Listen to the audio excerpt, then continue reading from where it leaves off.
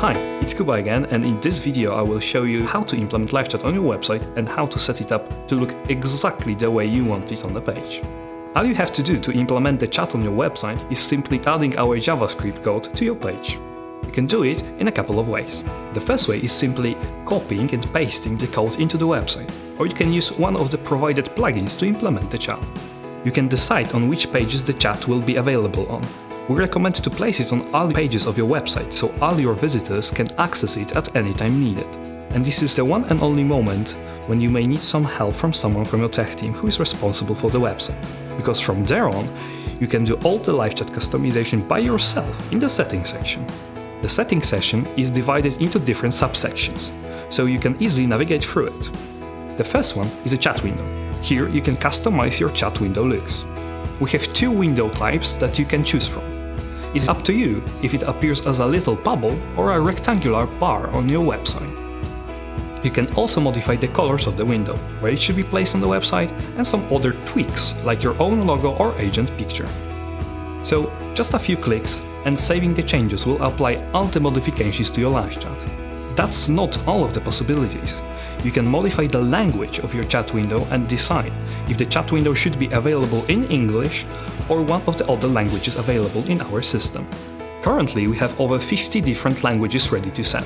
You can also set your own phrases right below the chat language section. The next subsection is the service section. There you can modify the questions that you will ask your visitors before the chat starts.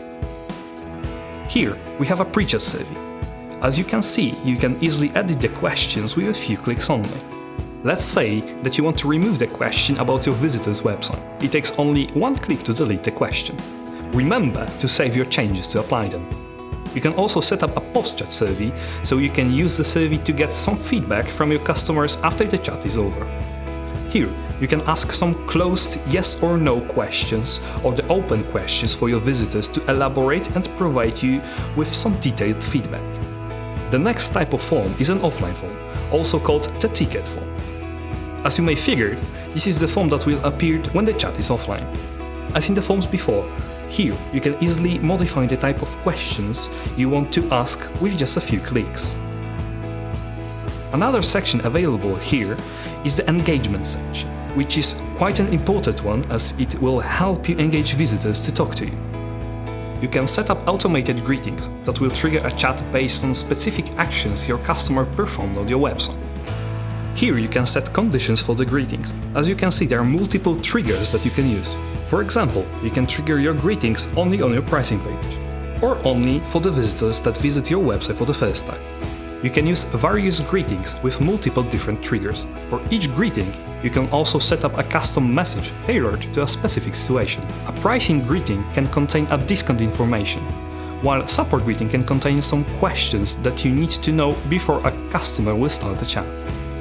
To make a chat more visible, you can use an eye catcher, so an icon will appear next to the chat window.